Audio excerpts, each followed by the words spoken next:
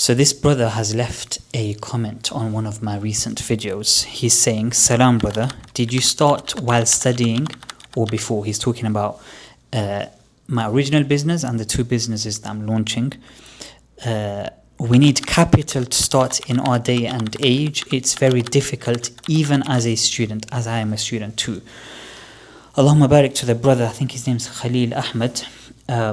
Now the point here is I've responded to his comment and he's asked some further questions, so we'll come to the further questions in a second. Now I'm not saying this advice is not directly to this brother, first of all, but we need capital, or I don't have money to get started, is honestly the biggest excuse that I've seen from, with apologies, those that they're not really on it. They'll always hide behind these type of excuses, which is, we don't have the capital, we don't have money, we need money to start a business. And wallahi, I've seen people, they've been telling me the same thing for 10 years plus now. No word of a lie. And if you know my story, in my 20s, up until the age of 28, I was in heavy debt. So I was always in debt. You know, if you count everything together, all of the debts that I had would be coming close to £100,000. And I got myself out of it. The reason so I used to be the same. I used to be like, oh, we need capital, and we used to think about business ideas, and we talk about business, and then we just talk for like 2-3 months. Nobody does anything. I think maybe we were afraid, or we were lazy at the time, whatever it may be. But at a certain point, I did start my side business, my side hustle, you could call it, which was tuition. So, you know, I'm a chartered accountant, chartered tax advisor. I started teaching private tuition in these fields, so accounting and tax. And in my comment to the brother, I've said, you know, service-based businesses definitely do not need capital. And this is what we're talking about, where you give your time in exchange for money. So yes, product-based businesses, which is, you know, you want to buy like, I don't know, £10,000 worth of dates from Saudi and then sell it in the UK, for example, that obviously you need £10,000 capital, but you need to be realistic. You need to think, okay, I don't have that capital. And then the brother has said, if we are to take on debt and take that risk, considering we have families, it doesn't always work out. I agree with you. But as I say, service-based businesses, we mean, and I think it would be nice to know the kind of businesses that are service-based. Okay, so and service-based is you giving your time in exchange for money. So in my case, I started with tuition and I built that to a £10,000 a month side hustle.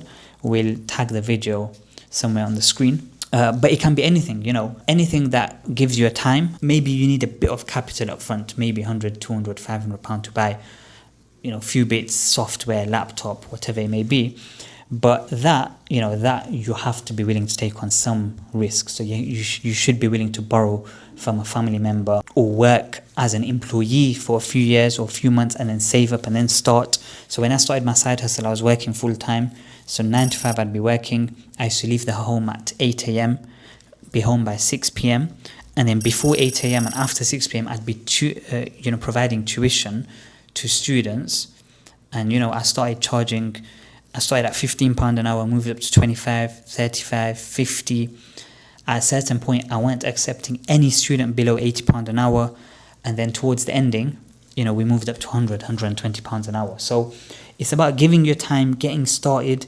Another excuse that I see people do, or another area of failure, why people fail, is because they start something, they don't see the fruits overnight, which is absolutely ridiculous. Like, what makes you so entitled that you think you'll start a business and everyone's going to come running to you? This is a big mistake people make. When I started Aswatax, which is after my tuition, my first 2 years were very quiet and I struggled again, you know. Yes, I did have the tuition to sort of supplement and keep my family going, but it's all a journey, it's all a process, and it requires patience and it requires consistency. If you turn around and expect results, for 2 years I was quiet. Now the last 2 years, alhamdulillah, Allahumma laka alhamdu wa laka shukr, we're very busy and I have 5 members of staff. But my point here is that I waited 2 years and I pushed myself every day. I turned up for 2 years. And you people out there, some of you, you'll try something for 3 months, you'll flop, and you'll be like, I swear the worst thing is, these people, they'll make like 1,000 excuses to justify flopping. Like, they don't want to make the effort, they don't want to, you know, put the time in, they don't want to like go through a bit of struggle and hardship, so they'll make so many excuses, and they'll tell everyone, they'll tell their friends, their family that, oh, this was the issue and this was the issue. And it's just amazing, because I see, well, alhamdulillah, I stay away from such people, to be fair, but when I am, you know, exposed to that kind of behavior, wallahi, I'll just sit back and analyze, and I'll just see how passionate. It's crazy, because that individual, he or she is so passionate in explaining why it didn't work. If they had the same passion to push and make it work, it'd be a different story. So these are a few comments and points, you know, that I want to, the only reason I'm shooting this video is to help you. This brother asked a good question. And yeah, some people think we do need capital, and you do need a bit of capital, like a few £100, let's say. But that's where the whole journey comes in, where you have to be employed. You can't just like, you know, jump into the deep end. And the other thing is, everyone, you know, people, they do have this misconception, which is that when I start a business, everyone's going to help me. Don't be fooled. If you're indicating service-based businesses don't need a lot of capital, like product-based businesses, inshallah, if you can share and make a video to give some ideas. So it's difficult for me to bring ideas top of my head, but you know, if you type in online, we can do it now, service-based businesses. But ultimately what I'm saying is, you're giving your time for money.